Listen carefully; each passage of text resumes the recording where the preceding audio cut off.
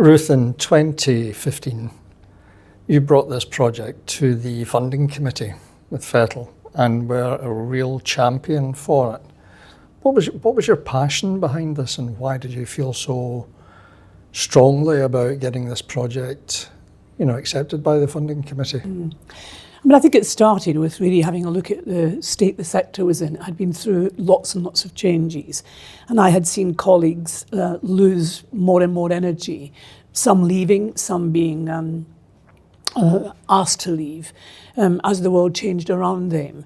And actually feeling that they missed a sense of this was about the world changing, it wasn't about them not being up to this.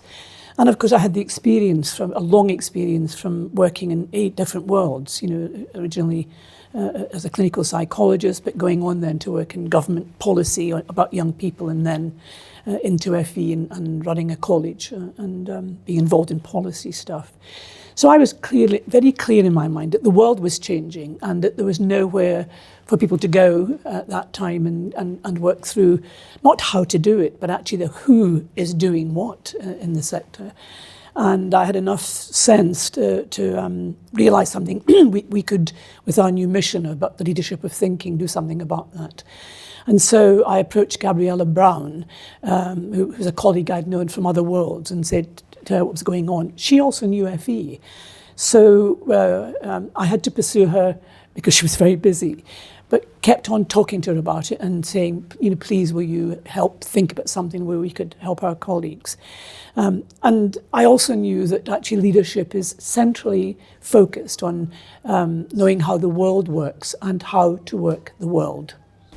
So how did the project come about with you and Gabriella? How did you instigate all of this?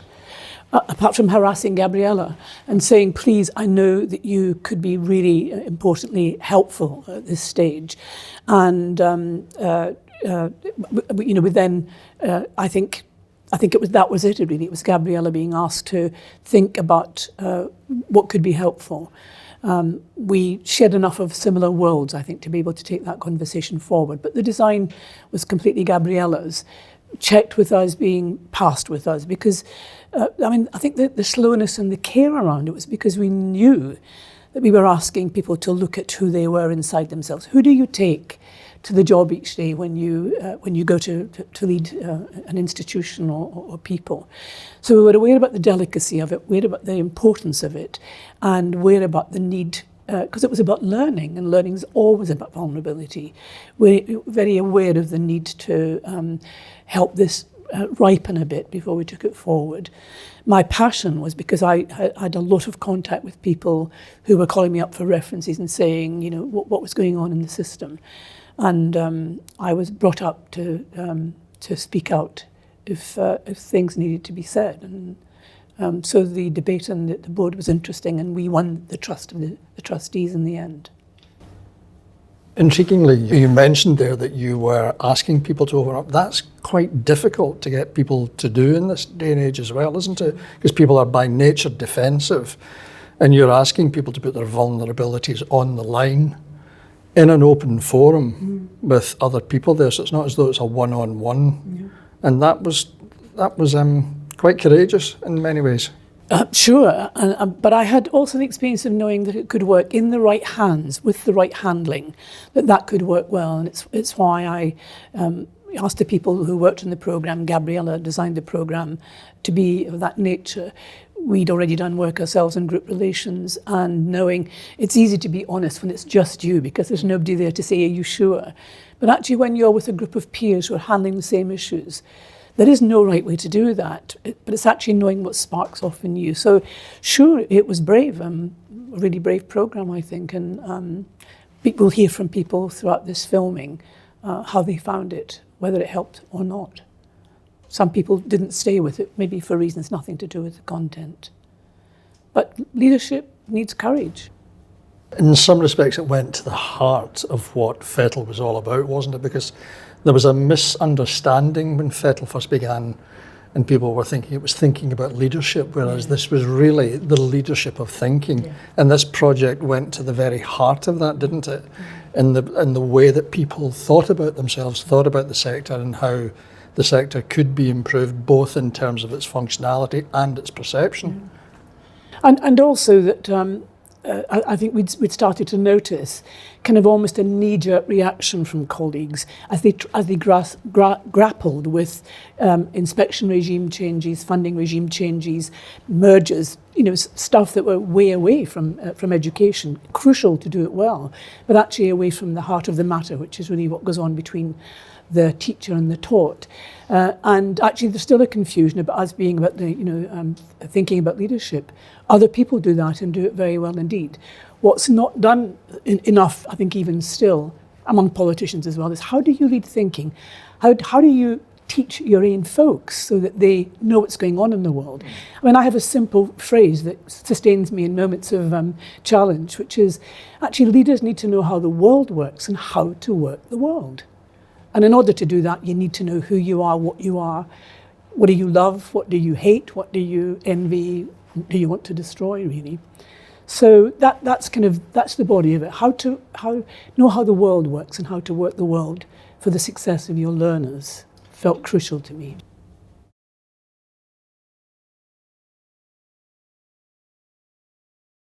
I'd done sort of residential programs before and modular programs where you go away and you kind of bond with people and spend some time with tutors at some business school or something, right. and which kind of quite appeals to me actually, because you get away from it. The monthly structure, which I seem to remember every Thursday, once a month on a Thursday for the whole year, that kind of really appealed to me, because I think it gave me a sense that whatever activities and things we were going to do would be able to sort of support me through a journey for a whole year. And that appealed to me. Honest truth, I didn't think a lot about the contents, but I did have an introductory conversation with Gabriella, who runs the programme, and I kind of got the sense that it was going to be kind of speak back to some kind of Tavistock sort of attachment theory, psychoanalysis kind of stuff, and so I went expecting that kind of stuff. What was going on for you as a leader when you entered this programme? Honest truth is, and it became a bit of a thing in the group, we were dealing with a bit of a shock, or we thought of it as a bit of a shock in the sector, which was around some kind of structural change programme from the government on area-based review, leading to kind of mergers and acquisitions and all this kind of stuff, which was a kind of collective shock to us all. So I was kind of trying to think about what my relationship to that process might be, and my relationship to my current college, and how I might be able to protect it, enhance it, or survive with it.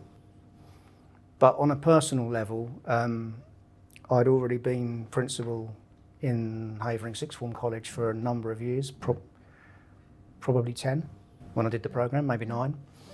So I was also at the point of trying to reflect on what more for me, or what different for me. So I suppose that kind of alignment of something big to deal with sector-wide, and also something personal to me and my development, my prospects and so on, kind of made it really interesting. And when you say what more, was there something missing for you at that time? I was privileged to have the job that I had. I love Havering Sixth Form College and kind of the stuff that despite some of the troubles, some of the stuff we've done, I'm sort of really pleased and proud of. But I'm not going to deny the fact that for me, possibly we're starting to feel a little bit. Where can I take the institution from here, and at the same time, where can I go personally? So it was a great time to reflect on that, and sort of either to come to terms with what I was doing, or to kind of think differently about it. Because I was thinking about two phrases: missing, for you, but also missing from you. Was there anything missing from your leadership that started to come to mind for you? I think there's a danger when your jobs in colleges can become quite cyclical. We always talk about change and pace of change, and on a micro level we feel that that change all the time, We feel we're in a fast-paced environment, everything's different. But if you zoom out of it, there's been an educational establishment where Havering Sixth Form College is since 1938. There's been an incorporated sixth form college there since 1993. And the actual kind of large-scale change has actually been, I think, quite little, quite almost non-existent. So I find in academic jobs that you get into a cyclical thing where you're enrolling, then you're inducting, then you're bringing onboarding staff, you're onboarding students, you're teaching, you're learning, you're measuring the quality, and then you've got outcomes. Then it's all again. You're going again, and that kind of, there's a fast pace to that thing, but actually there's also repetitiveness to that cycle. So for me, it was about thinking, trying to think beyond that, and whether that could be different for me and for the college. And do you think that would have required something different from you? And I think it's really easy with hindsight, isn't it, to sort of say, well, and therefore because of this I did that. Right. But what has changed is that about that time, in a more significant way, I started to think about things that had a bigger systems impact than just going around that kind of cycle that I've previously described. Now, I can't honestly, hand on heart, say one of those Thursdays I had a moment, do you know what I mean, when I said, well, the system's for me, or I'm for the system. But I think there's something quite powerful about sitting. I mean, one of the funny things about the group that came together for those Thursdays was that I knew almost everybody in that group. Beforehand. Mm-hmm. And we had a certain sort of set of relationships which were really quite interesting. So there was someone there who I've kind of been a study buddy of since the early 2000s, because we did a cell course together, and irrespective of irrespective of the Working Well program, this program, we meet annually with our group of colleagues and reflect and learn an action learning set and do all that kind of stuff. So there was that. There was a couple of contemporaries of mine in there who, I mean, I don't think it was ever like sort of a public thing, but we all became principals in our 30s at around about the same time. And separate from this program, we'd already sort of started to reflect on that. We've been doing it this number of years, and how long can we do it for, and what toll is it taking, and how effective are we being? And then there was other people that I'd met through other kind of aspects of work. So coming together with that group, it did feel like a kind of representation of the system, but also a soft representation such that I already knew something about it and could engage with it and felt comfortable.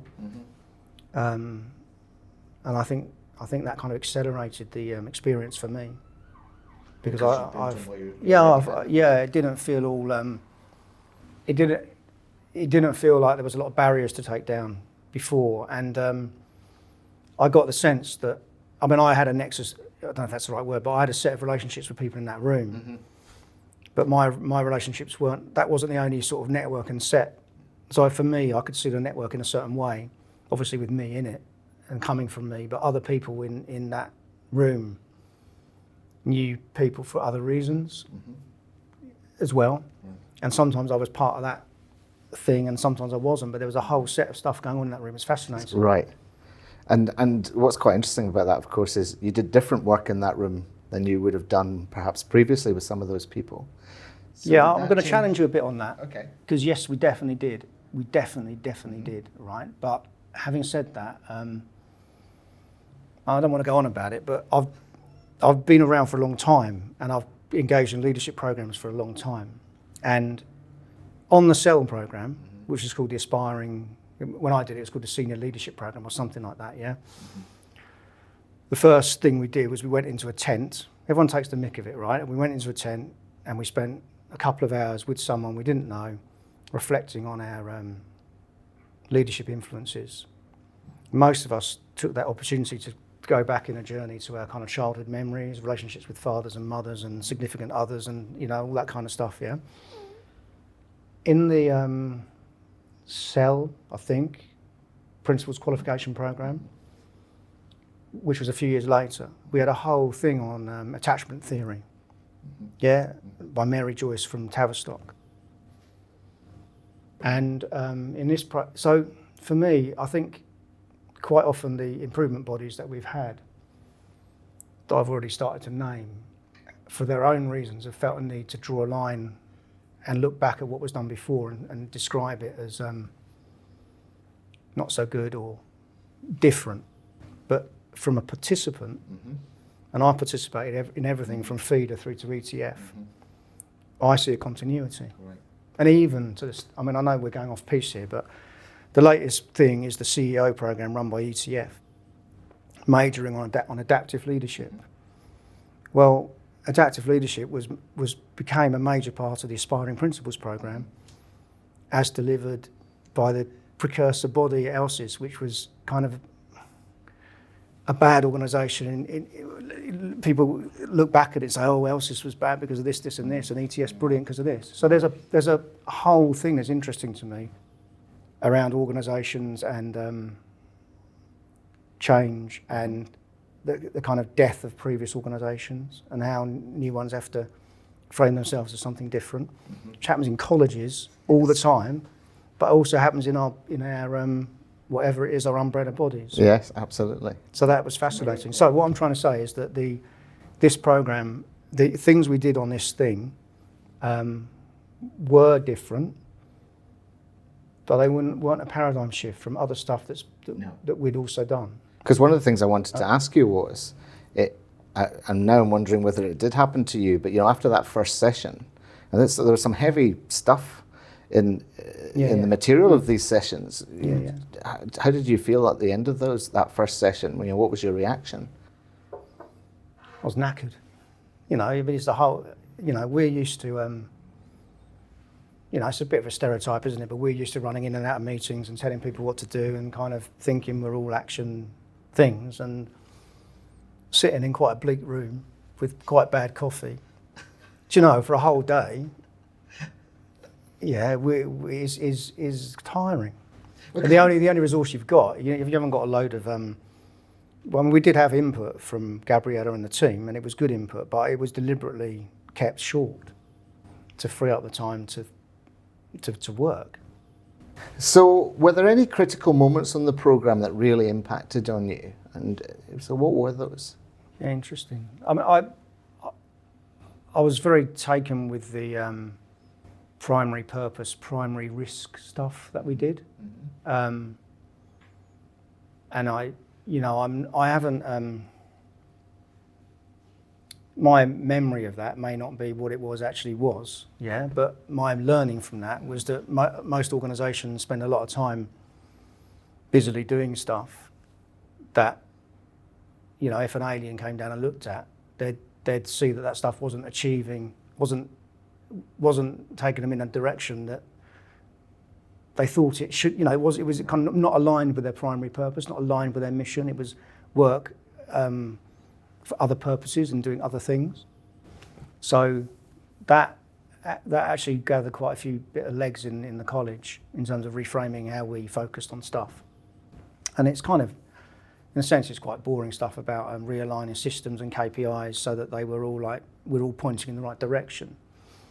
But I think that might be minimising a bit, because it was really about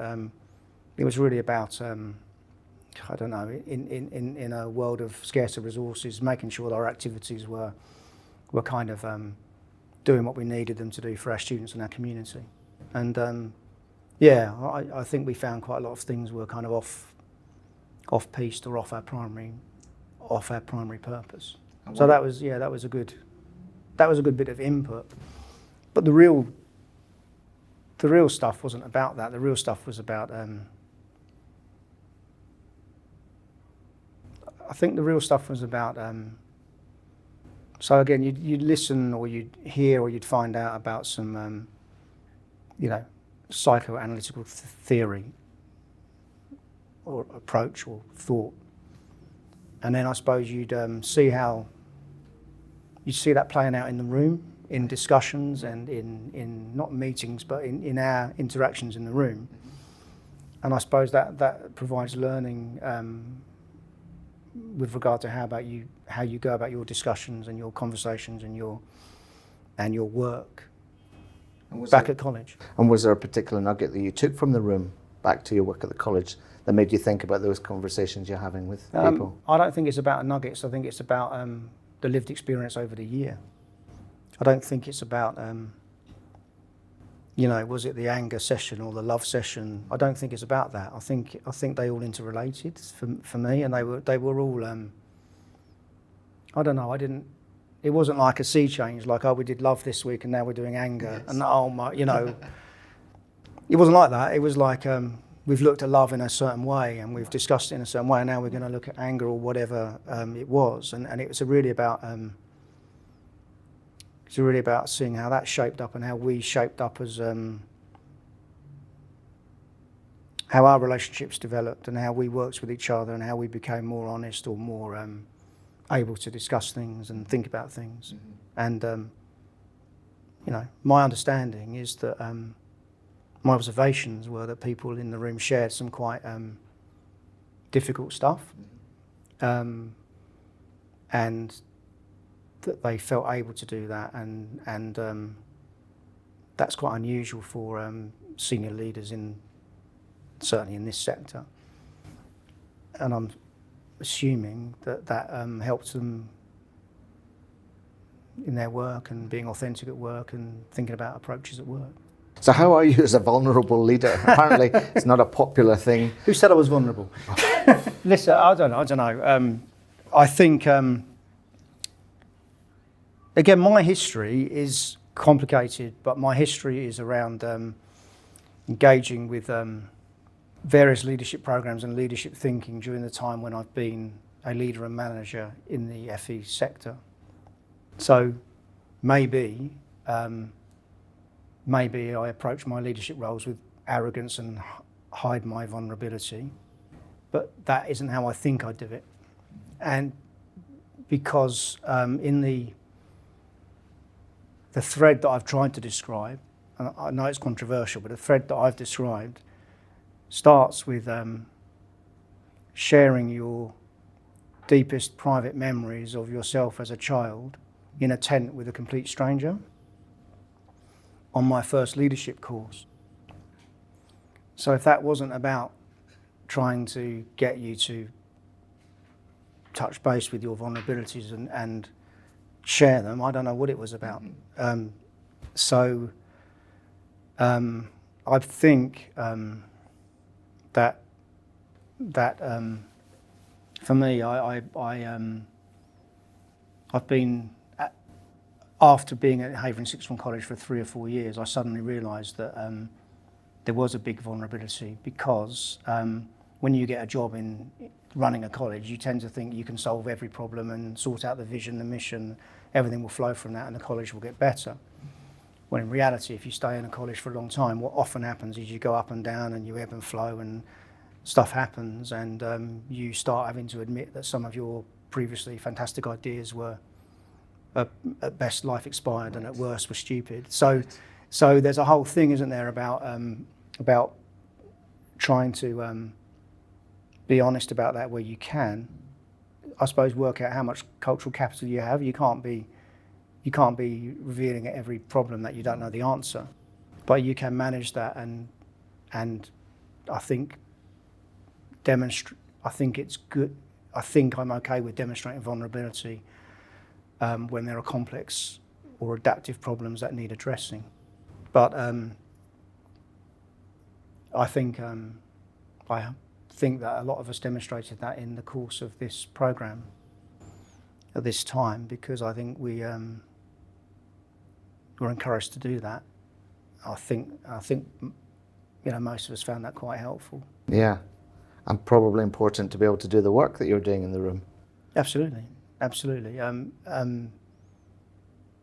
Yeah, absolutely. We wouldn't have been able to do the work we were doing if there'd been a person or people who were kind of stonewalling or brick walling those conversations.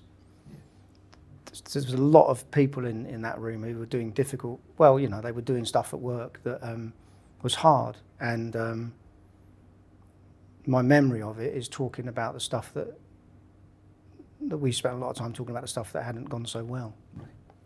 So I suppose that is a demonstration that we were okay with sharing that. I was going to ask you, if one of your senior leadership team had somehow been a fly in the wall in the room, what might they have seen of you that they don't necessarily see from day to day?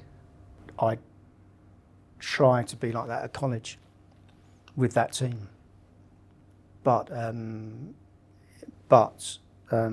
accept that they might think I'm not like that, because when you're in charge, you think you're sharing stuff, opening up a vulnerability, having a open conversation out of which any answer may come. But for them, it's probably they're probably just trying to second guess what I really want. I accept that may be the case, and you do all sorts of stuff to try and mitigate that. But I think so the difference in that room is that we came from a lot of different parts of the sector, and at that time my particular part of the sector is a sixth form college, which has a various kind of connotations in the sector. Like it's just a grammar school, whatever, or it's a little thing, a small thing, all right, and it's a simple thing. So when I'm in those rooms with those people, I sometimes I have two reactions. I either over mitigate that, or I lead myself to accept and believe that they're dealing with things that are far more complex than me, and adopt more of a junior role than I would back at the college. So yeah, but I don't know, I can't remember now. And that might be more about how you're feeling than anything they're doing to make that happen. Yeah, absolutely. It's just a different, because the question was, what would my team see different about me? And it's quite unusual being in a room of, I can't remember how many of us there were, but 15 peers where there's no real command or authority structure, apart from the tutors who are deliberately kind of getting us to work things out, without their input, or it seemed to me. So having gone through this series of Thursdays, I love that name. Yeah. Our Thursdays together. Yeah. What's different about you now? You're assuming something. I don't know. It's hard to say. It is hard to say because I suppose I'm in my sort of. I'm trying to promote myself, aren't I, as a reflective leader?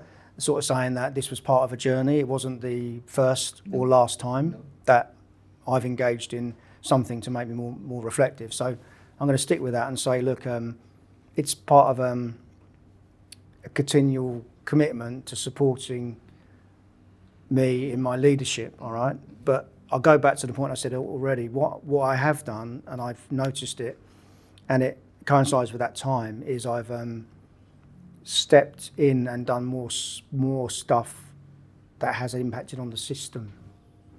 And I think I've got maybe a sense of purpose around impacting on things that are beyond your own authority, and having a confidence to engage with that sort of system stuff a bit more.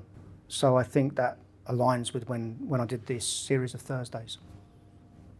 Would we notice anything different in you, in sitting in a meeting with you? I'm recently also principal of another college, and I think some of the senior managers find me a bit frustrating because I leave them longer to discuss and work things through. But I think others find that quite interesting. And I think, again, I'm going to say that wasn't a new thing from this program, but it was a thing that I sort of further developed as part of this experience. If you had one piece of advice for another senior leader as a result of what you've gone through in this program, what might it be? First one is, as a leader, always spend some time thinking about and committing to your own professional developments. Because if you don't, not only will you suffer, your organisation will suffer. And I don't know whether this is a good way of saying it, but in terms of this experience, it's around thinking about people in the whole, not the whole HOLE, but the whole person, that you're dealing with whole people and not just kind of agents that are come to work, and trying to understand some of that stuff that's going on in the background or going on for them, which affects the way that they present themselves to work and the way that you present yourself to work. And if you can kind of try and get under some of that, I think you'll have much more productive working relations and a much healthier organisation. Well, I'm the CEO of an organisation called Youth Force. We're a small independent training provider that we're quite niche. We deliver apprenticeships in STEM primarily and specifically science. I founded the organisation in 2005. We've changed a bit over the years and we started doing apprenticeships in around 2012. So I meet a lot of senior leaders who might not want to go on a program like this. You know, it's all a bit too heavy and a bit too deep. What attracted you to it? I'm like a moth to the flame. What attracted me to it? Well, like Gabriella explained earlier, I also started out in working with disadvantaged young people. I started out in youth homelessness and also worked with people with substance misuse. And I did a lot of training early on around mental health and some of the concepts, not necessarily linked to leadership though and systems. It just sounded a bit quirky and I was attracted to it because I like the idea of some of the concepts. I like the idea also of being with a group of people that might challenge me and also that I in some ways didn't belong. And I thought that might help my thinking and just wanted to improve myself really. And I knew there was a lot of change on the horizon and I thought it might help me think it through a bit. And what was going on for you as a leader when you came on the programme? Well, it's interesting because closely linked really is my personal life. And I guess that's how it is for any leader. The two are sort of linked. And I was going through quite a lot of personal change. And I wanted to do things a bit differently in my personal life and in my work life. And the two things, because I own and run my own business, inevitably, and it's a very small organisation, it's almost like your ego's out of control, I suppose. You're it, you know what I mean? It's all consuming. And I just wanted to be, I didn't want that anymore. I wanted to be different. I wanted to step away from that and have some boundaries and some discipline and yeah, I don't know if that answers the question, but... Say some more about what you wanted to be different. I just wanted to... I saw a lot of opportunity with all the changes, and I recognised that a lot of other people, a lot of the other leaders on the programme were really in the thick of it and under an enormous amount of pressure. And whilst I am also under an enormous amount of pressure, it's almost of my own making, almost. I do it almost by choice, but I think a lot of the leaders in colleges and in the FE it's, I think they've got a really tough job, So for me, I could see opportunity, massive opportunity, and I felt it not well equipped to really make the best of the opportunity and do the right thing by the opportunity and have some success with the opportunity. But I definitely saw it as opportunity rather than a challenge, yes, but I could see that other people in the room, they were going through a really difficult patch.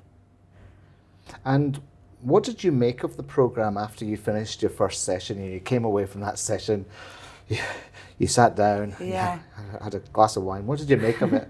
I think we did have a glass of wine, actually. It had a massive impact. Mm-hmm. The first session was probably where the penny dropped for me. And I think I realised that it wasn't quite what I expected. In what way? I maybe have some preconceived ideas. Oh yeah, I know a lot about this. I'll find this quite easy. Actually, no, the opposite. I didn't really know what I felt consciously incompetent, if you like. But it was almost quite frightening because it was a catalyst for me. I came away from there thinking things are going to be quite different. And it was quite scary, I suppose. Different for you? Yeah, that I couldn't kind of go back. What had been revealed to me during that first session, it just struck home. Again, you know, I could relate to a lot of things, although I'm in a very different role to Paul and there's some I have some different challenges. He talked about this fast pace. I definitely was guilty of that, rushing at things. I guess I'm entrepreneurial and I'm in a small business and I'm in a position to make quick decisions. I don't think I was measured enough. I think I was everything fast. I recognise that maybe I can identify that now with hindsight. At the time, I might not have been able to say that to you, but somewhere subconsciously, I knew there was something out of kilter there that I needed to, but I couldn't quite work out how to slow myself down and give myself some space to, and also I think I'm a bit of a fixer. I'm wanting to fix everybody all the time and fix things all the time. And I'd say that was something that needed to change. Yes. I was conscious of you talking about how you're wanting to fix everybody and everything. And then you almost alluded to the fact you talk about starting to maybe fix some stuff in yourself. Yeah. Okay. Yeah. So we know that this sector has many subsectors within it, and you know you're one of them. You know, whether you come from a college, a general FE college, a sixth form college, a charity, whatever. Tell me a little bit about what you made of your fellow travellers on this programme. What impression did they make on you, or what did it provoke in you, or anything like that? Well, I'll be honest with you, I probably had a bit of a stereotypical view of people from principals from FE colleges, I guess. It always feels a bit like David and Goliath. Do you know what I mean? It always feels like you're the little guy. You're the one that has to prove that you're financially viable all the time or just go bust. And you always think, oh, well, it's all right for colleges, you know, but it's not. And I was absolutely struck by there's some people in that room that are massive role models for me that, you know, are, and a couple of the men on that course, so, such small egos, you know, and the ability to reflect on themselves and be vulnerable and kind of open, and I just think they're fantastic leaders. There were some amazing leaders in that room. I felt very privileged to be sitting alongside them. So I guess I had to alter my mindset towards, yeah, it helped. What your preconception was versus what you found in reality. Yeah, absolutely. Yeah. Absolutely. Yeah. So what were the critical moments on the programme for you that really had a big impact on you? All the concepts that were kind of introduced each time, they were always like, oh wow, this is like a bit too close to home kind of thing. But I can relate to this. And then how we all related it to leadership and the sector and our organisations, and just I think early on, the early stuff about the primary purpose, and just realising everybody's got their own agendas and they aren't necessarily aligned. And then moving back to this thing about me trying to fix people all the time, and realising, I've realised, I think, maybe it was the start of the journey of realising it, and subsequently I've sort of carried on, that people, I can't fix people. We have a primary purpose, and if that's not fitting with with individuals' primary purpose, then there's a mismatch, and it's not my job to fix them and make everything okay for them if it's not okay, and not to worry about my part in that so much, but just to kind of steer the ship, I suppose. That was quite a big realisation.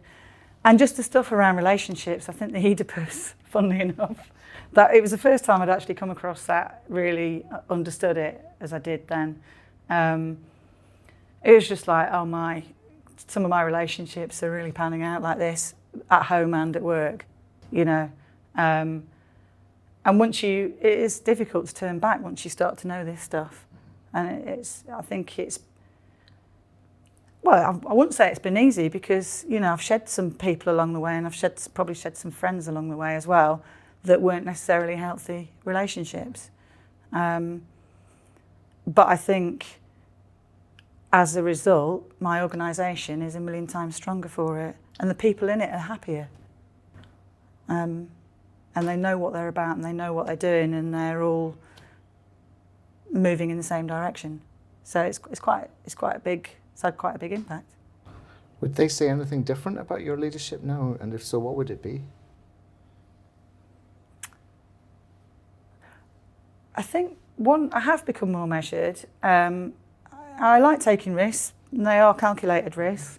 I'm using a lot more data now, and we make slower decisions. They're fast enough. The weird thing about it is, and I discovered this in therapy, slowing down actually enables you to move faster. I remember describing it like, you know, you've got your foot flat to the floor, but you're in first gear. I'm in fifth gear now, moving faster and smoother. The engine's not racing, but it's easier. You move faster. So I think people would probably, well, I'd like to think that people would see that I'm a bit more measured and a bit more careful, and really take account of everybody's opinions, and also I think I've made people more accountable. I'm taking less accountability. It's not just about you. No. Okay. And if you had one piece of advice to another senior leader in the sector that came from what you've reflected on or learned through this experience, what might it be? I'm not sure that piece of advice would really have changed too much, but I guess I've always believed that you should stay true to your values, understand what those values are, and I think most people, I very rarely meet people in this sector that don't really believe in what they do and really want to make a difference and really, you know, improve people's lives, improve our economy, improve business through what we're doing. So I guess it's a case of this whole thing about, you know, being pulled from pillar to post and kind of going at breakneck speed, and slowing down and sticking to your values. Things come and go, but that would be my advice. And I think this programme enabled me, it gave me the tools to be able to have a bit more confidence within myself and understand myself that I don't have to do everything all at once, and other people can take accountability, and you don't have to do everything that you're told to do. You can go, hang on a minute, that's wrong. That doesn't fit with what we're trying to achieve. I'm not going down that route. and things won't implode. And since the programme, where have you managed to find space to continue the work? You've mentioned the therapy. Where Yeah. else have you managed to find space? Well, it's difficult, really, actually, and I'm probably more at home with being more external, networking, strategic sales, that kind of stuff. But actually, I've ended up being more inward and getting much more involved in the operations and the quality of what we're doing. So I currently lead a youth charity, and we specialise in coaching young people who are in school from the age of 13. It's a 5-year coaching programme which supports their transition post-16, either into apprenticeships or into work. Right, lovely, thank you. So this was quite a commitment, this programme, to make in terms of time and, I imagine, a lot of heavy stuff to talk about. What attracted you to the programme? There were a couple of things. I think timing was important. So I was in a role at the time that meant that I had just had some space because I'd been leading the organisation for a long time. I had a really competent senior team and I could be away on occasion from the business. So that was important, I guess. I hadn't done a lot of leadership training or spent any time or energy on myself in terms of my professional development. And I think the third thing, which I think we've all mentioned so far, is the nature of the leadership programme. The fact that it was on the particular topics that it covered. It was very different to anything that I'd seen. And yeah, I felt like, and I thought for a long time about whether or not I could really commit to it. And the conclusion was that I felt that I could, and I'm very glad I did. Were there any topics that you were particularly attracted to? Our attachment was a big one for me, both personally and professionally. Oedipus intrigued me. In what way? Well, it was I was struggling to see how that would play out in a work context, I guess, from what I knew of it. Turned out it plays out quite regularly at work. Loss was quite a big one for me, in the sense that, you know, what change feels like, and constantly changing, reorganising, and in that you lose people and you lose systems and you have to reinvent things. So they were big themes for me. Do you mind telling me a little bit about how one of them has played out for you? I think the loss one was kind of connected to the whole change thing. Actually, closely related to that was love. And it was about my love of the leadership of the organisation that I led at the time, and being confronted with what change would look like for me personally and for the organisation. Asking some tough questions around what the future looked like for my organisation. And in that, there would be a loss of sorts. We would potentially lose autonomy. We would potentially either downsize or get bigger. So there would be a loss of something. So it made me think quite closely about those themes back in my organisation. So yeah, that was a big one for me. Yeah, and during this time, you went through that particular change, you and your organisation, yeah? I would say that this programme began a chain reaction. And later, lots of those themes became significant. Right, so not at the time, No. something happened. No. For you? Absolutely, yeah. We were having conversations about, we were coming up to some very, very tough changes in the sector, very big changes around apprenticeships. We were a very small organisation. We lacked financial resilience. Quality and Ofsted and all the rigours of quality improvement was becoming more and more expensive. So we had to ask questions about whether or not we could survive. And that, I suppose, later meant that we made decisions about becoming part of something bigger. And that's where I think I saw lots of themes play out. What was missing from you as a leader when you came on this programme, On reflection? I think that I hadn't done a lot of leadership development. So for me, you know, I wasn't particularly developed as a leader. I didn't feel particularly developed. I felt that I worked instinctively. I felt that I was light on leadership theory. I felt that I didn't have much challenge, intellectual challenge, and I didn't have many opportunities to work with peers from across the sector, not just in independent sector, but also FE colleagues. So for me, it presented an opportunity to do all those things potentially. But what's of course quite interesting is you can go on lots of leadership courses, you can go to the big universities, Oxford, wherever, get lots of leadership theory, etc. This was a completely different type of program where you're going to do a lot of personal work. So that's a hell of a place to launch yourself into this stuff, isn't it? Yeah, I suppose I've always felt I have imposter syndrome, like many leaders do. I always felt not slightly the whole kind of finished article.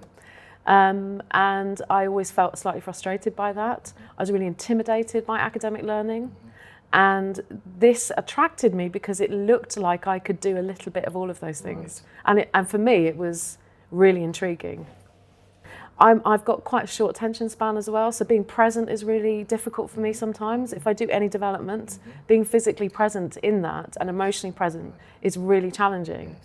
I never had an issue on this programme. Wow. And why do you think that was? I was so completely and utterly engrossed and committed to every theme we looked at, and also everyone that was in the room. My presence was never a challenge for me, really. That's a really interesting thing to notice about yourself. Yeah. What were you most curious about in terms of your leadership when you were on it? I suppose I wanted to test out my level of insecurity to see if, other leaders suffered in the same way that I did, challenged by the same things, suffered the same level of kind of doubt sometimes, what the connectivity is for other leaders around the personal and the professional. I'm really curious about those things, and you don't get opportunities to have those discussions with peers because you just don't reveal those things about yourself. And take yourself back to after you emerged from the first session. Yeah. And when you went back to work, what were you feeling after that first session? I felt frustrated after the first session because I felt really inhibited. I felt so unsure, slightly insecure. I was really self-managing quite a lot. I didn't feel like I'd surrendered enough. So I felt really frustrated, actually.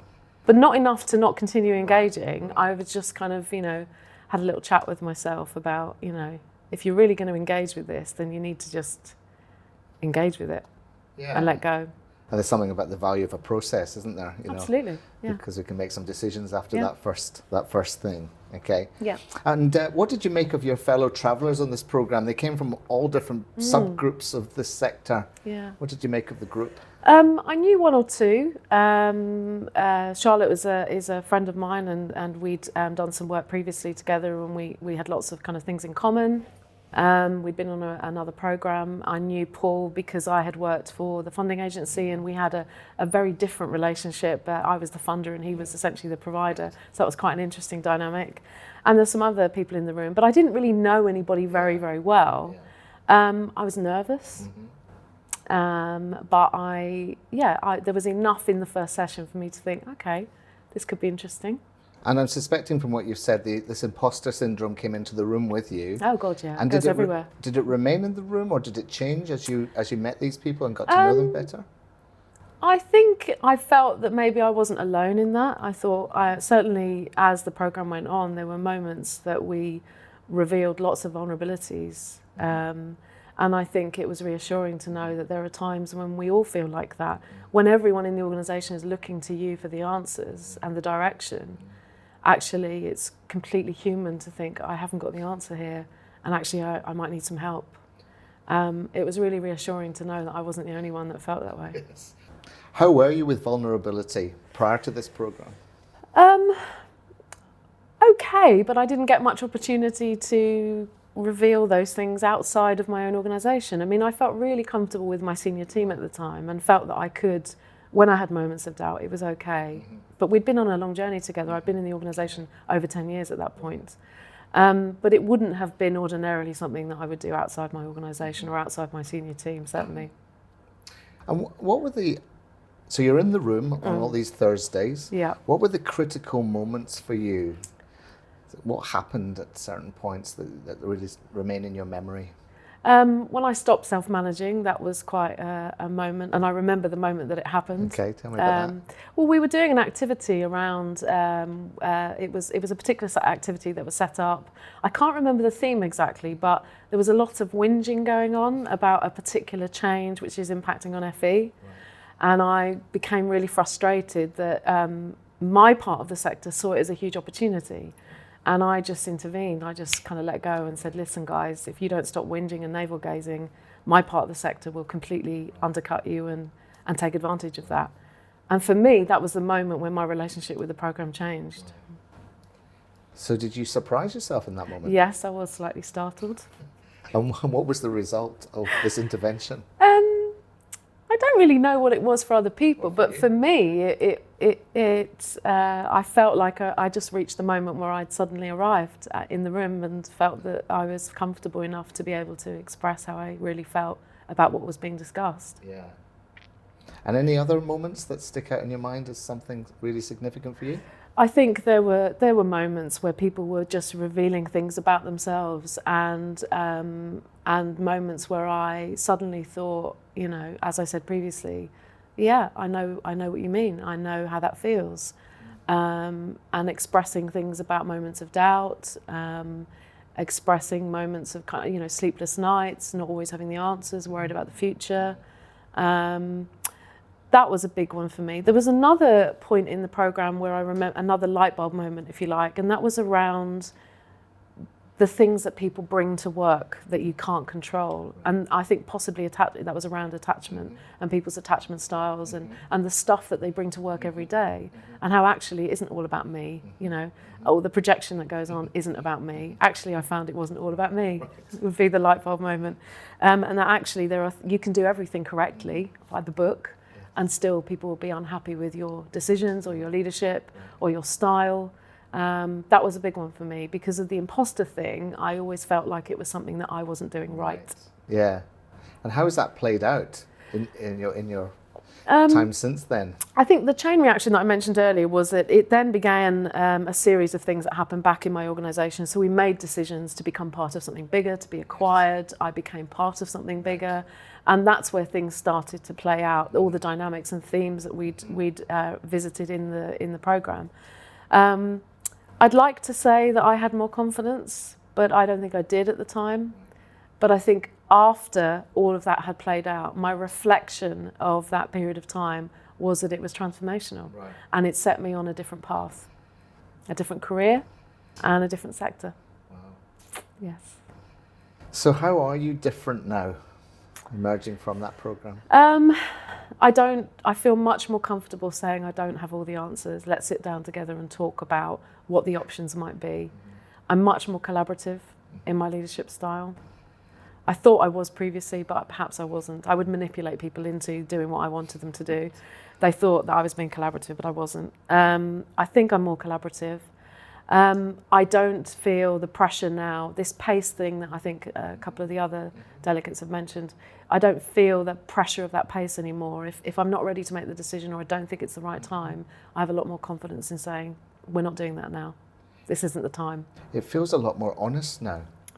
Yeah, I think I've always been honest, but I've always been a little bit more guarded about who I'm honest with and where. I'm a little less guarded these days.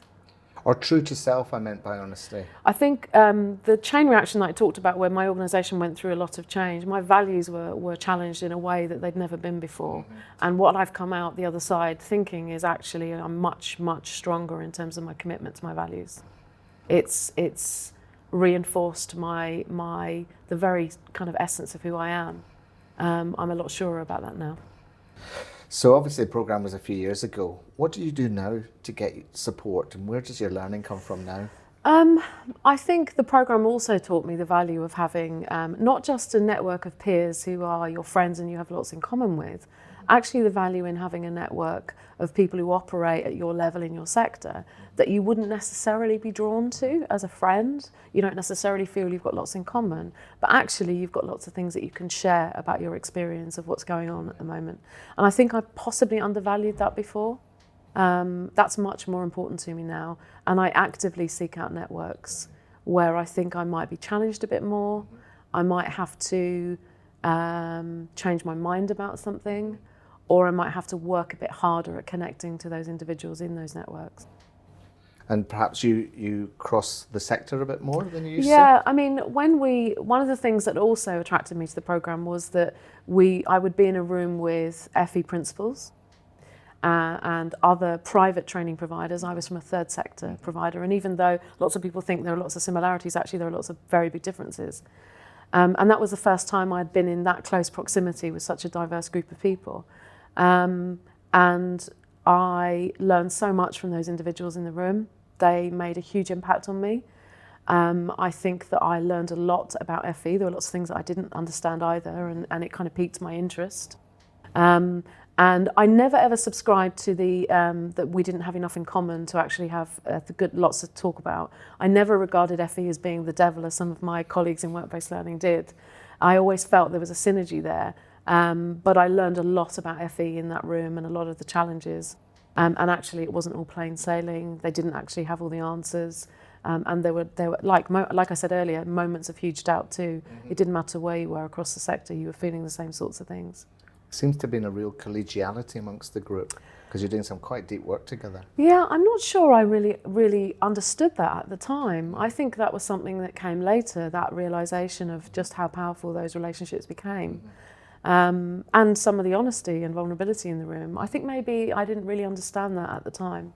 I reflected on it much later and started to understand some of the things that were happening at that time. But it definitely started something in me, which then kind of played out over about 3 years. So I think my route into FE and into principalship was, like many people, it was accidental in terms of not having an intention to come into the sector, but finding my way into the sector. And it was a pretty traditional kind of linear journey with a few bumps along the way. And I progressed through the ranks, as it were, and got to the stage where I thought rather arrogantly that I could do the job better than those around me. And in some ways that was the kind of driver that took me ultimately into principalship, where I suppose my journey was somewhat uncommon. My first principalship was at a very young age. I was 32 when I got my first principalship, which I suppose in many ways made me an outlier in the sector. But it was a job that I did for 11 years with great enthusiasm, great commitment, great love for the sector and for my organisations. And having done it for 11 years, the time came when I thought it was time to do something different. FETL, given that it works with the leader in the system and the system in the leader, i.e., what is the line of your heart to working in FE? Was that what attracted you? Was there something else ringing bells for you? In terms of what attracted me to the course, I think the first thing was recognising that I knew nothing about what was being proposed on the programme. So there was a level of intrigue. There was also a certain recognition that everything that I had done from a leadership development point of view to date was centred around skills-based frameworks for leadership. So I saw this opportunity and thought, this is something I know nothing about, and given where I am in my leadership journey at the moment, because there's lots of change going on in my organisation, that actually, why not? Let's think differently. The learning was very deep, and it probably took me some time to really recognise what I was actually learning and the learning that was actually taking place and the thinking that was taking place. So for me, understanding systems theory was a huge part of it. Understanding that the organisation that we're in is a system, understanding that the sector we're in is a system, and understanding the interrelatedness of everything we do, actually. And there were lots of different elements of the programme that resonated with me. But the way I'd summarise is to say it left me asking one question. And that one question is, what's really going on. So when there's an issue in an organisation, we tend to focus on the issue or the behaviour of somebody, rather than really asking that question, what's really going on?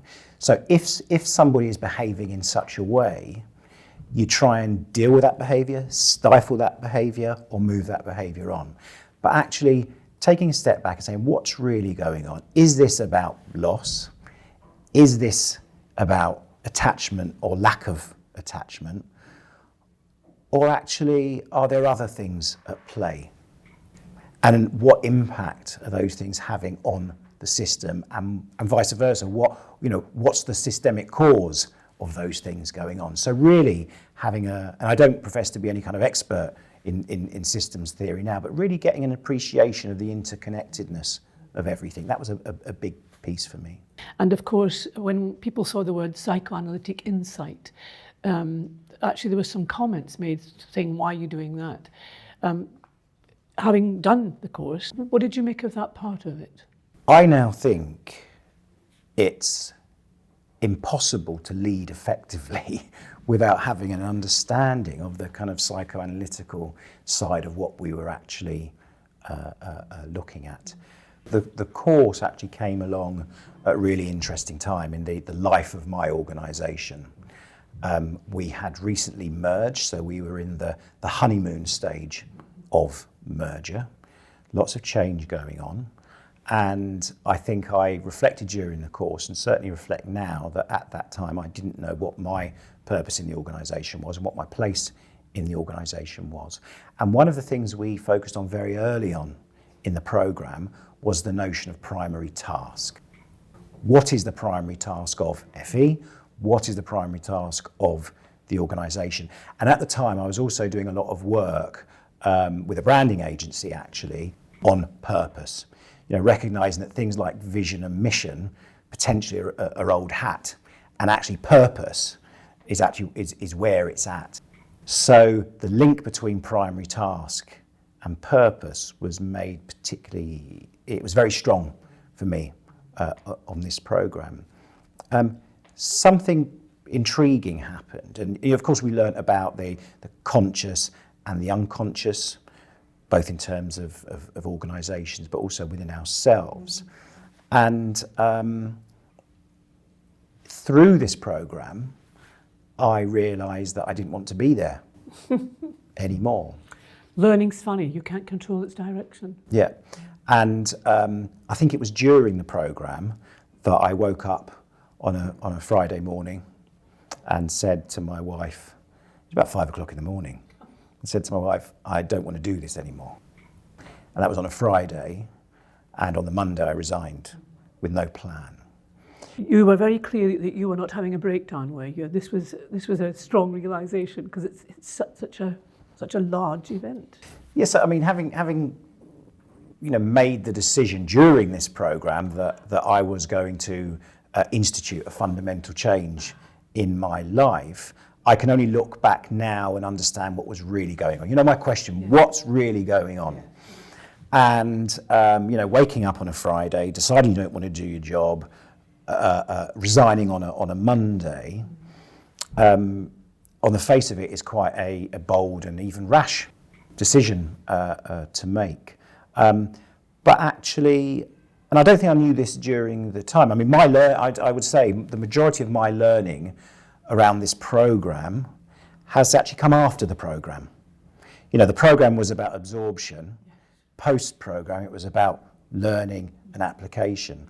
So actually what was going on really picked up on a number of the psychoanalytical themes that we covered. I had a new organisation that I wasn't attached to. I was attached to my old organisation, but not this new one. I didn't recognise it. It didn't feel like a part of me. And of course, on the programme, we focused on love. And I wasn't out of love. I just never fell in love with that new merged organisation. So there was an issue of attachment. There was also an issue of loss. And of course, if I felt this, just think what everyone else in the organisation was thinking. So loss of what we had before, loss of the success that we had before. And again, it's not really until post-program that I've realised that was actually what was going on. And I think this is the first leadership programme that has really focused on, starts with the individual and then radiates out to the organisation. Because I think to learn this stuff, you have to start with you, but then it's about how you think about that and how you apply it within the system in which you're in. Did the teacher and you respond to some of the way the course was organised? I think the way the course was organised was actually deeply challenging, and the way it was delivered was sometimes uncomfortable, because when you are discussing these, significant concepts, what actually happens is you sit there very quietly, you absorb, and then you frame those concepts around yourself. And I think you have to do that in order to then be able to think about them in the organisational context. And then having a think piece that actually followed, that actually captured the learning, the discussion. That was a written piece of material. A written think piece kind of helped the post-session reflection, but also the post-session application as well. Okay. Did you have a favourite concept in the list of them? I think for me it was the two were attachment and loss, particularly because what I was going through in my organisation at that time, and what was interesting was what was in the subconscious came out of the subconscious into the conscious. So another very interesting concept was aggression. And I think the group came from a place of seeing aggression as a negative thing, a thing to be hidden. But actually we, and certainly I, gained an understanding of the necessity of aggression to survive, actually. And there was a really interesting discussion that said, well, can we not describe this as aggression? Can we call it assertiveness instead?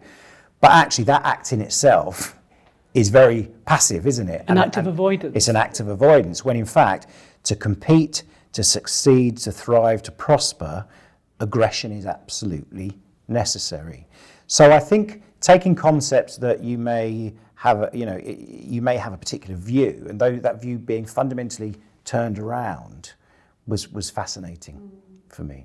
So, interestingly, I don't think I would have left my job had I not been on this programme.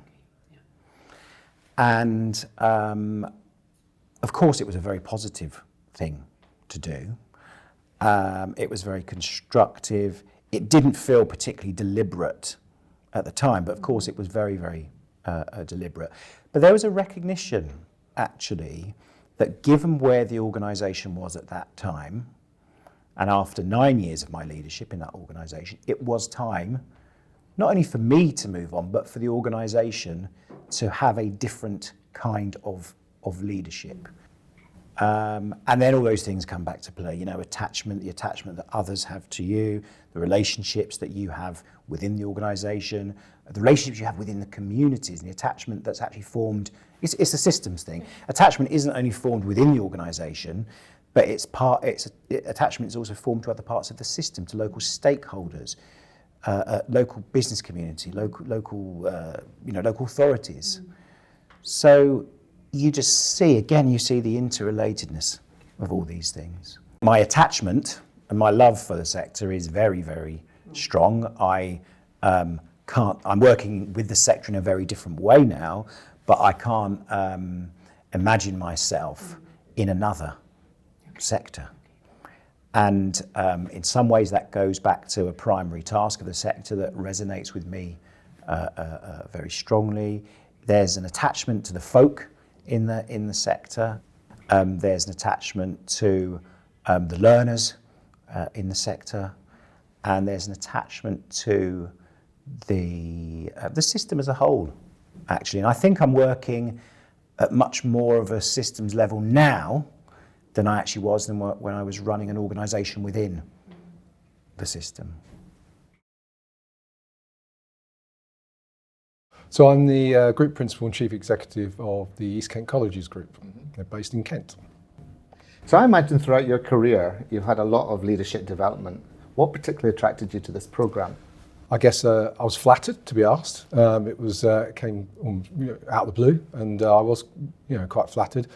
And also it came at a really interesting part of my career. I'd done 20 years straight, 5 years as a principal, just come out of what was quite a really challenging merger.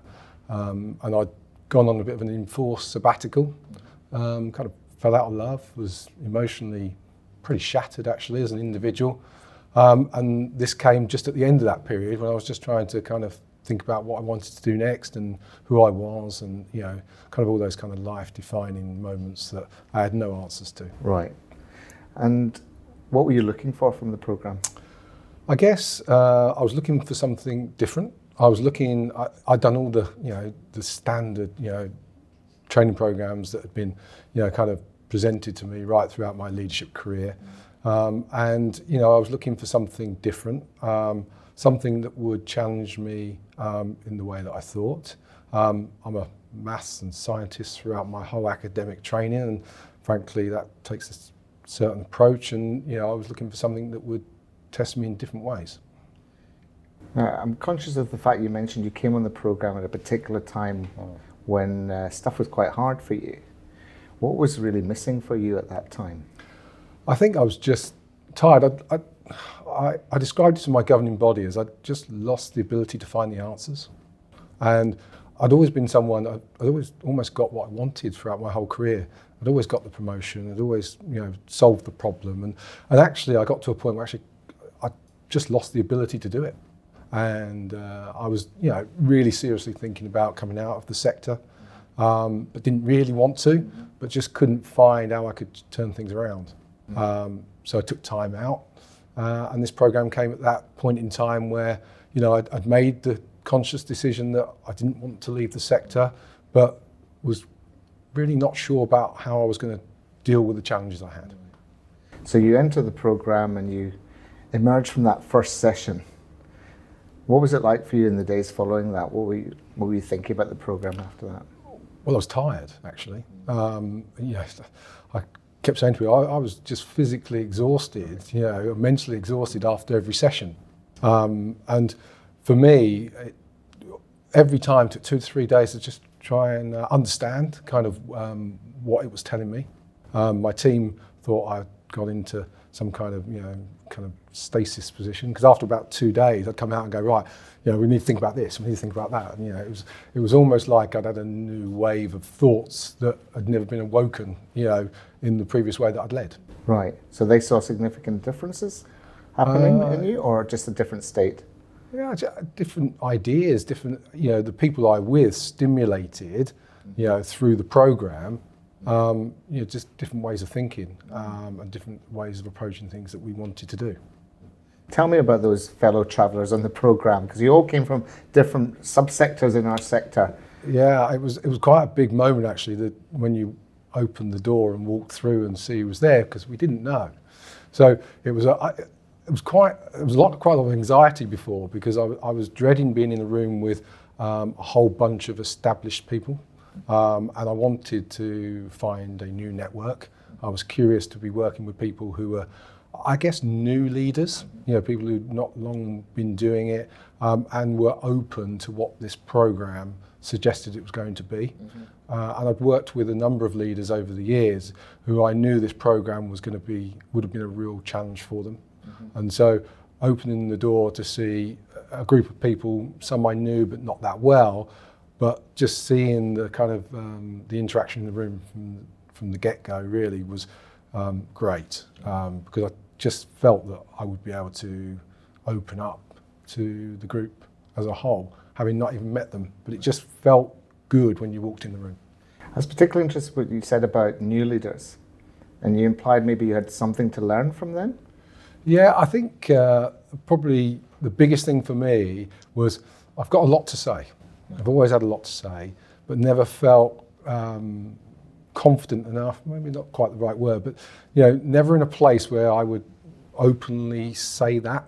And the group, as the program developed, enabled me to share some of the deep-rooted feelings I had about our sector, the way it operated, some of the challenges it had.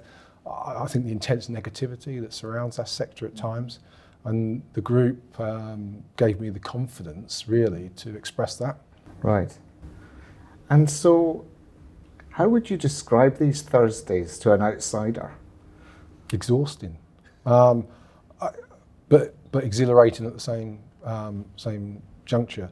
I think for me, it was the practical application of the theory that really brought it all to life.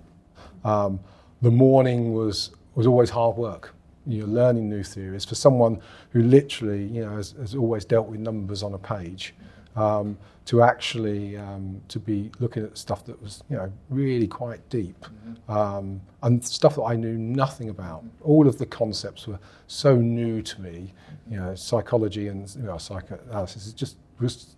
I'd never read a single word about it, let alone books or reams of books. So for me, the theory was very challenging, but that was brought to life in the afternoon, and sharing my experiences, but listening to others was really quite defining.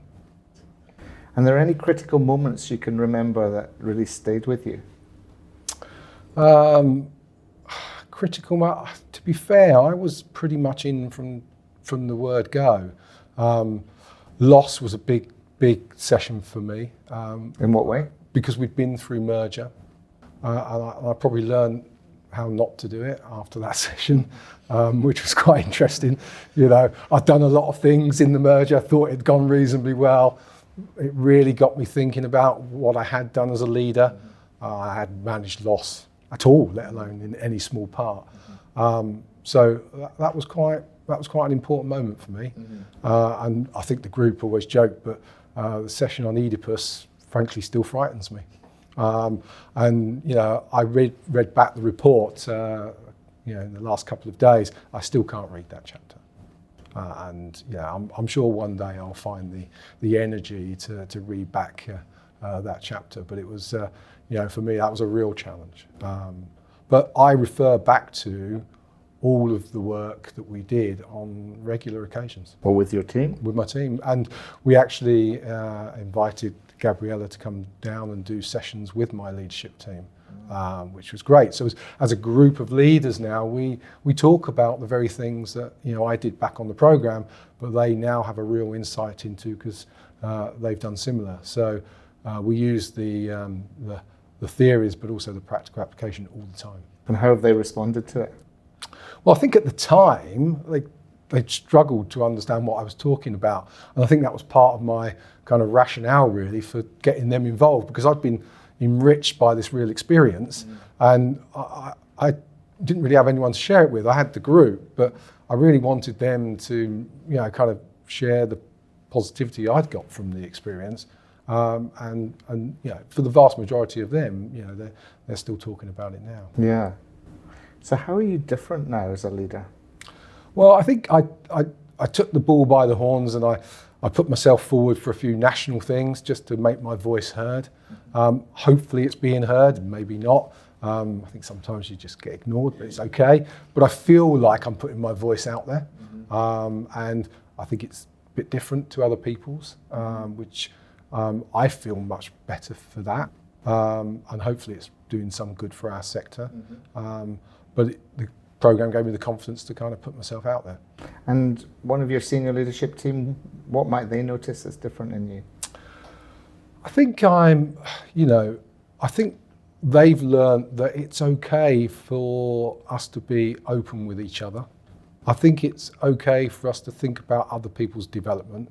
And I think they will see that maybe I am more thoughtful about our approach to the way we do things that maybe they wouldn't have seen before, because I'm more open about it, because we'll discuss it.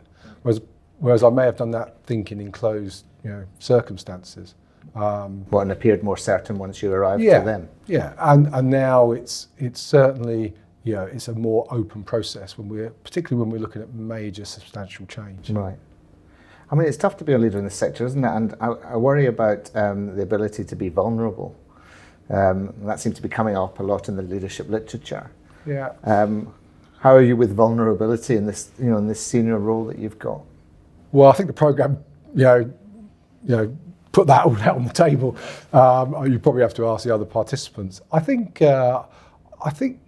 I've always struggled to show that vulnerability because maybe that was always seen as a weakness in leadership. I think I'm better. Am I great at it? Probably not. But I think I'm more open to say, actually, do you know what? I don't know. And isn't this something we can do together? I very rarely now make decisions on my own. It's a real rarity now. Whereas before, it was probably the norm. Now, has that taken the pressure off, or has it put more pressure on? I have, infinitely better balance in my life as a leader today than I did in 2015. It still makes the job's tough. It's a terrible sector at the moment for many, many reasons that would take way too long to talk today about. But I feel that it's a collective responsibility. Ultimately, I am the chief executive.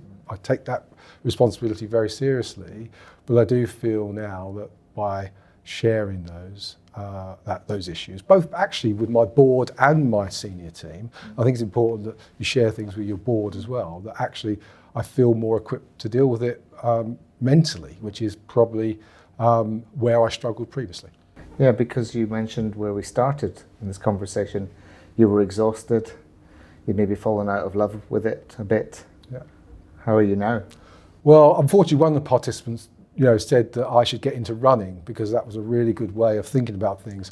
So having run 2 marathons, I'm now really exhausted. And that was one of the consequences of coming on the programme. But I feel less mentally exhausted. I feel more equipped to stay in the sector. I love my job. I've always loved my job. I feel there's a balance. I think my family feel there's a better balance, which I think is really important. I learned a lot about that on the programme. That if I was to say present in my work, then it was important that there wasn't 2 sides to me. There's just one, and I feel I'm more like that today. Yeah. And for me, that's enabled me since the programme to stay in my role. We've gone through significant change again and again, but I feel that actually I've still got the energy to keep driving forward. So if you had one piece of advice for another senior leader as a result of you doing this programme, what might it be? Well, I guess I'd always said before the programme that leaders should be themselves. I think the one thing I would add since doing the programme is that they shouldn't stop learning about themselves. And I think that's a continuum. I've been on other things since and never found anything to have filled the gap. I'm still looking. But I think it's important for leaders to continually challenge themselves, get support for themselves, but to never stop learning about them and their impact on others. Mm-hmm. And where does your support come from? My family, actually. My son, my wife, my senior team, my board, my colleagues, my networks, and just generally people around me, which is, I think you have to draw on that. I'm principal of an FE college, or part of a merged college, and also the deputy CEO of the merged institution. So I imagine throughout your career you've done a lot of leadership development. What particularly attracted you to this programme? Well, quite a number of things actually. I mean, I'm interested in psychotherapy. Before I entered FE, I was a medical secretary, but I was working as part of a psychiatric unit for about 6 years. So I kind of naturally have got a bent towards, thinking about how things affect people and what they do. So for me, it was quite a an interesting dynamic, and being just having been a principal for a year and thinking about how I want to develop myself as a principal and thinking about the organisation, I thought this was a different slant on the whole thing. What did you know about what it might be like? What did you think it might be like before you went into it? Well, because I saw the themes and we had that, so I knew it was going to be different to the usual kind of senior leadership program, which I'd already been on. You know, very much about task. You know, how and how you go. What sort of things are you going to do to kind of take the organisation through in very practical, practical things. And this, I hoped, would be about reflecting on the organisation and what your relationships are with individuals and how you can make that organisation grow. So that's what I was expecting. Right. And what was going on for you as a leader? You'd just become principal of your college. What was going on for you as a leader at that time? It was, I suppose for me, it was trying to demonstrate to my governors that I actually was the right choice. You know, I had a very specific, challenge, which was to kind of have some standing outside of the institution. So not about, the workings of the college and how you're going to develop that, but actually about my own, how other people saw me in the sector and how I was putting Harrow on the map. That's really what they were looking to see, because of my predecessor was very much about that. And how was I going to continue that and kind of to make that my own, if you see what I mean, for the organisation. So just to explore that a little bit more, because you'd been vice principal before. I was vice principal. And much more maybe internally facing. Yes, absolutely. And so they hadn't necessarily seen me in a different, in a different context. And so what was missing from your leadership as you entered this programme? I think it was that confidence to, I suppose, to represent the college in a different way, to represent it in people to kind of know you as the principal, as opposed to being the VP.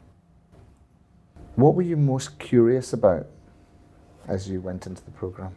Well, I always find these things quite interesting. I find them interesting not necessarily because of the topic, but actually because of the individuals in the room. So I pay quite a lot of attention to who else is in the room and what people are saying, and what the dynamics are, and what cliques might form or not. And I'm quite interested in all of that, because they have an impact on how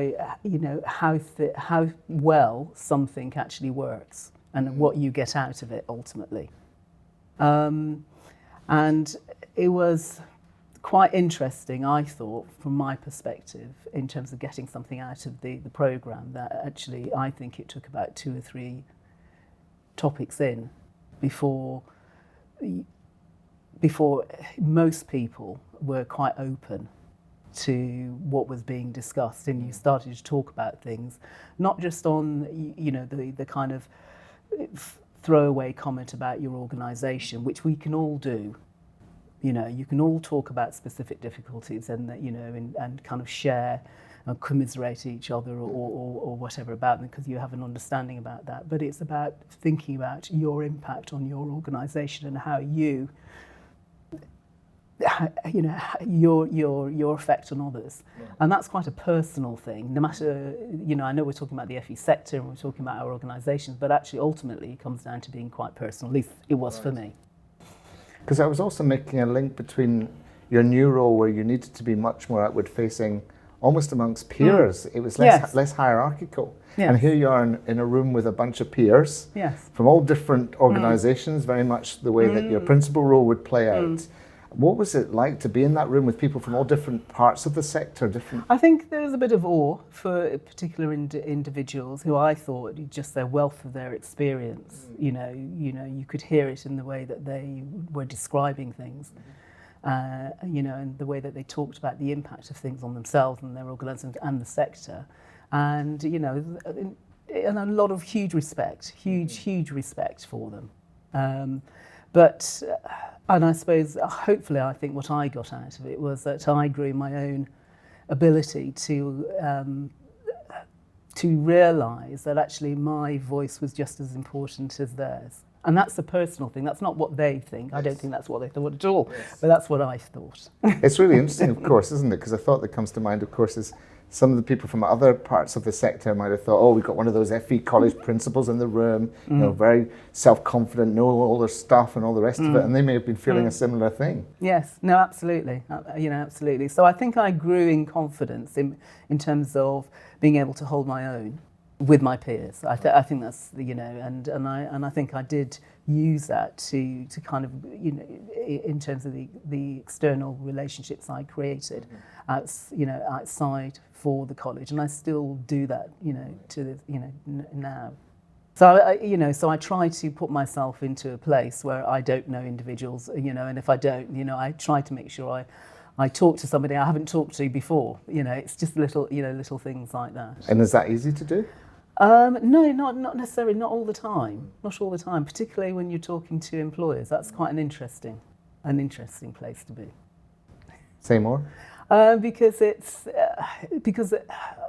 sometimes you know, you end up talking about something fairly trite, you know, and I'm not that kind of person really. I suppose with your FE colleagues or other colleagues in the sector, you can very quickly talk about some very deep things to do with the sector, and regardless of whether you actually agree with each other, you can actually get to that place very quickly. Whereas when you're talking to an employer or a civil servant or, you know, whatever, you start from a completely different place, and you can either be at the very end, very shallow end of it, or you can actually be thinking about how do you get to a point where you're making a real connection with them. I'm also thinking, of course, you're moving from a state in which you had a lot of deep relationships where you knew people very well, to suddenly having to go out there and meet people who you didn't know so well and do some small talk and all the rest of it that goes with that. It's a very different mode to be operating in. It is. And it is a skill. I do admire people who can do it really well. So what were the critical moments on the programme for you? I think that's quite difficult. Well, no, it's not difficult. I think I do. I can think of the moment, and it was quite a difficult moment for me. Right. So I'll say that. And that was quite late on in the programme, and to do with a relationship that was quite close to me in terms of professionally, as another senior manager, and my relationship with that person, and that was, and it was just a recognition that I needed to deal with it. One way or another, I needed to kind of come to a resolution about it. Right. So, Whereas before, it was I was just moaning about it, and it was about you don't have to live with things, and although you as a leader you say that to other people, and you try to get them to talk through things and to resolve them, whatever, you don't necessarily think that. You don't think you're in that same situation. what was added to you as a result of this programme? I think really to kind of listen more to others. I know it sounds a bit trite really, it's what everybody says, but actually in my case it was really true. It was just making sure I gave space to other people to feel that they can come to me and say what they need to say. So what other critical moments really stand out for you from the programme? I think it was sort of fairly early on in the programme, and I think it was the point at which we were talking about what's love got to do with it. And we were always kind of breaking out into groups, smaller groups, to discuss things, kind of to think about how we're taking our thinking forward.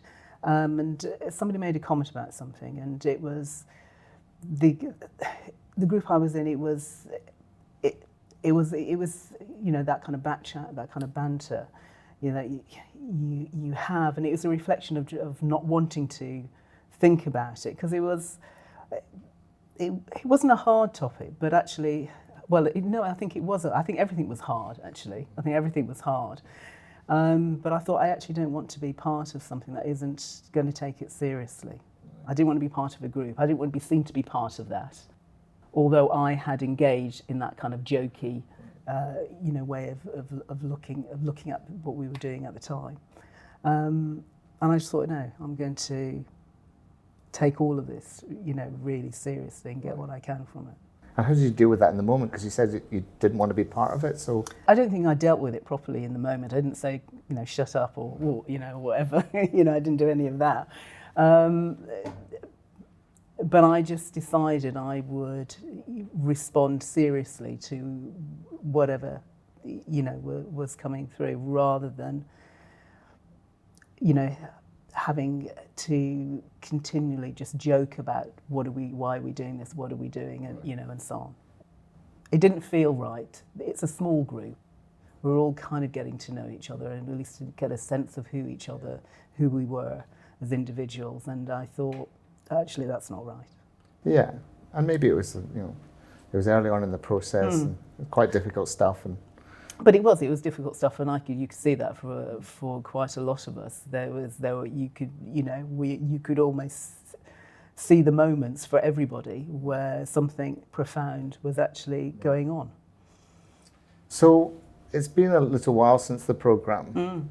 What do you do now? Where do you get support from? Where does your learning come from? Well, I've known one of the participants, Paul, for a long time. We were on one of the very first senior leadership programmes in 2003-04, I think it was.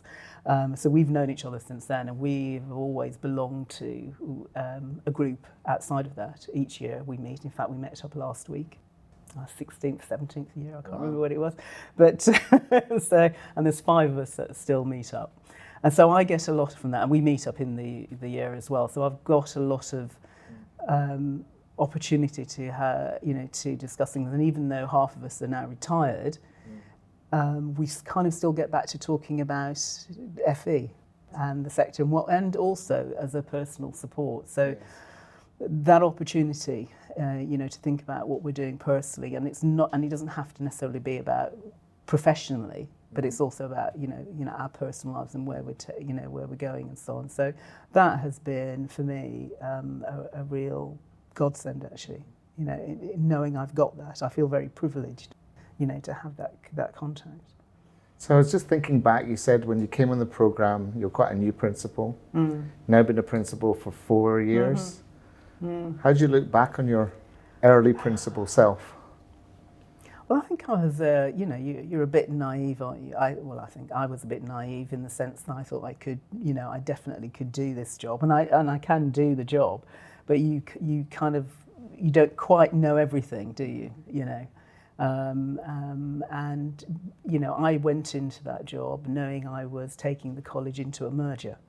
I didn't know who we were merging with at the time, but I knew for the college to really survive financially, with all the indicators that there were at the time around funding and so on, that we had to merge to survive. So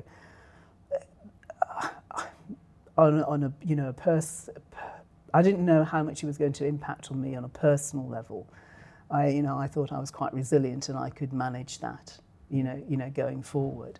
It dawns on you when you're in that merger area reviews and all of that, how do you cope with the fact that you're not going to be, the top dog, whatever of the institution. You're not going to be the CEO principal, and how do you cope with that? Because you came into a role to be a principal and a CEO, and knowing that you were going to be giving that up.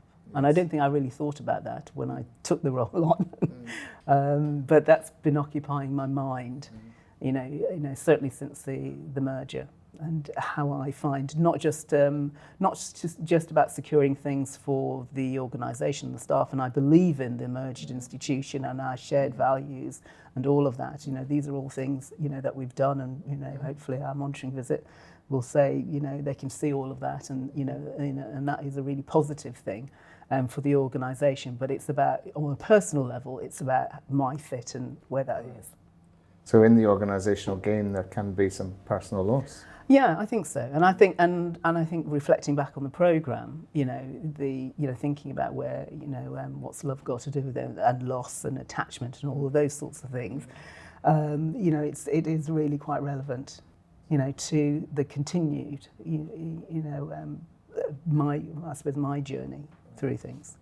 So if you had one piece of advice for another senior leader as a result of you going through this program, what might it be? Well, I think like like it's already been said, it is about being open to what the program is there to offer you, to have that open mind about what there is, and also being open to yourself, and to allow yourself to kind of think through things. Not just in terms of the impact on yourself, but also on others, and to really engage in that.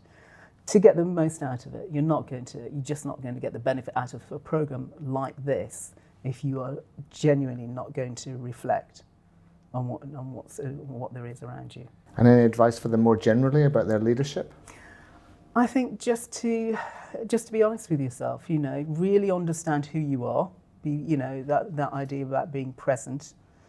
And your impact on your organisation and the relationships either you need to forge or you have within the organisation as well. Just real understanding about who you are as a leader is critical.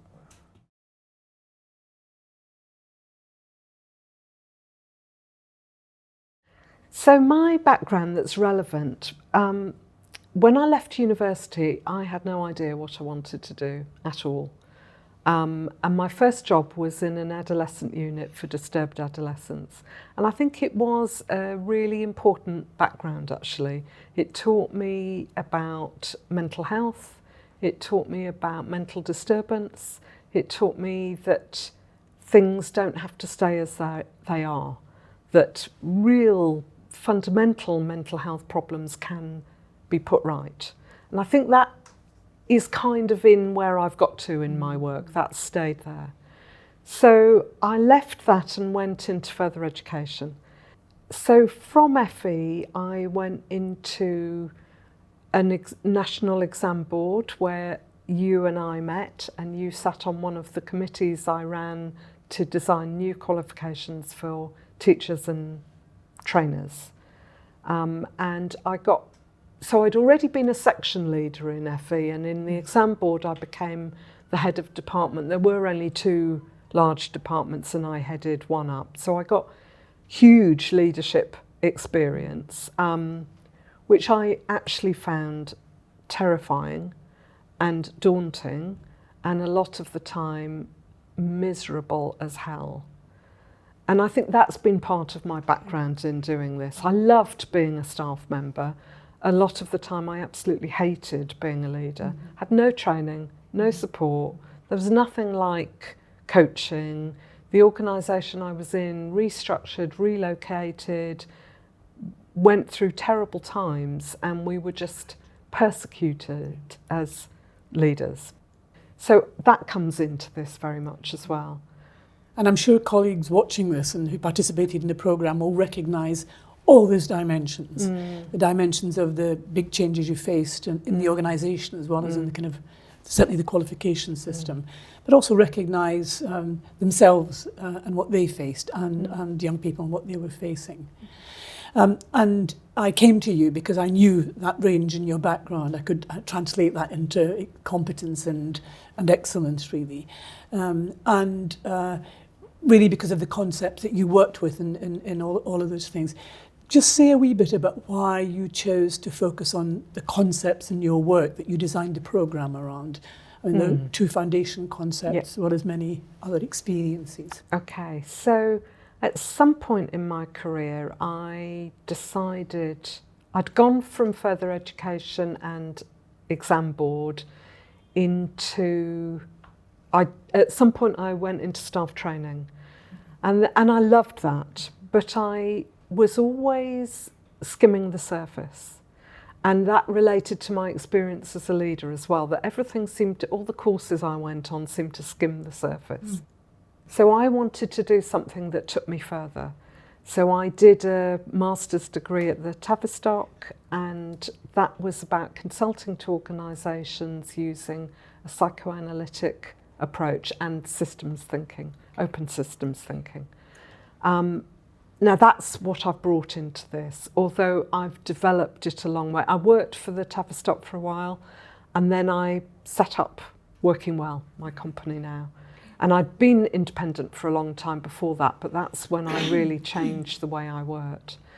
Because it makes such a difference to people in the workplace at all levels. So I was working already with boards, with leaders, senior and middle, and with staff at all different levels. And what I found made a huge difference was actually getting under the surface to what makes people tick. Why do we behave as we do? Why are our buttons pushed as they are in the workplace? So really trying to delve into things. Why does the system do what it does? Why do some people react in one way and others react in a completely different way? So those were the concepts for me. But after I left the Tavistock, I started really developing my own way of thinking and my own way of applying them, I suppose. And what I felt very passionately about, and still do, is that psychoanalysis is kept very much in the shadows. You know, how many people outside our little world even have heard of the Tavistock?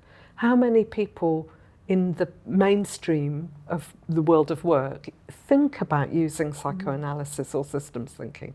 Maybe systems thinking a bit more, but psychoanalysis, no way. So my passion was to bring it out of the shadows into the mainstream, because I am absolutely convinced that if done in the right way and talked about in the right way, it can be incredibly helpful to people. And I actually think this project has shown that. The themes were really key themes to our psyche and what makes us tick and how we are.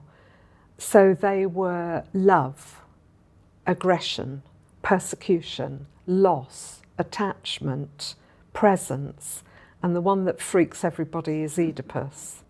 That people say, what? They think you're going to talk about sleeping with your mother, and they run a mile. And they came because, as I say, they're key to who we are. They're absolutely core psychoanalytic concepts.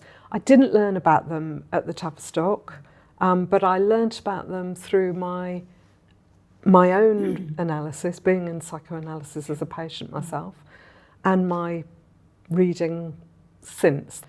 And I then, at some point, I suddenly had this brilliant idea of putting on seminars for leaders with no psychological background at all.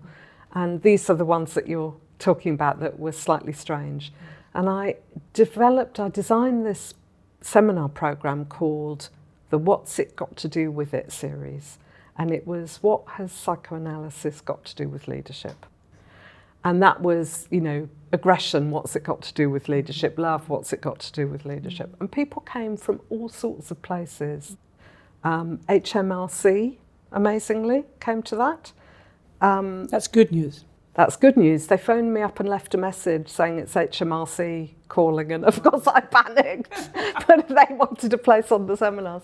The Body Shop, British Library, all sorts of places came to that. British Library sent their head of digital, who came to the seminar on love, had never heard of me, never heard of Working Well, came to the seminar on love, of all things, and then said, I'm coming to them all now.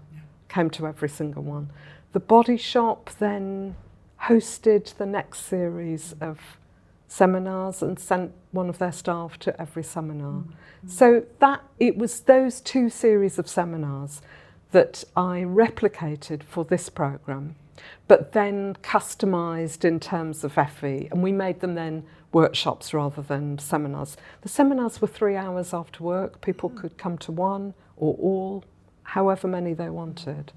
This was a group that committed to them all, and we did a whole day, so we could do the seminar part in the morning and then really in the afternoon think about the application to people's own jobs in colleges, in training organisations.